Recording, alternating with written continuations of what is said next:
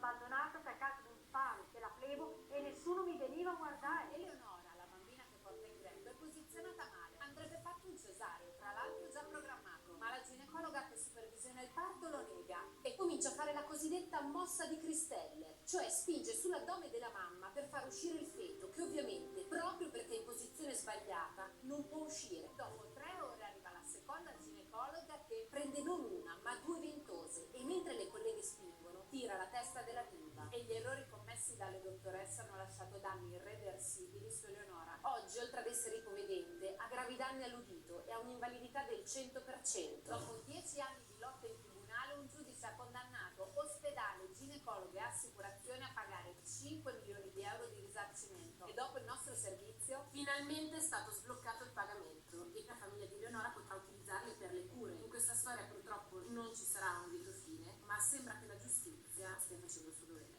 Su internet esistono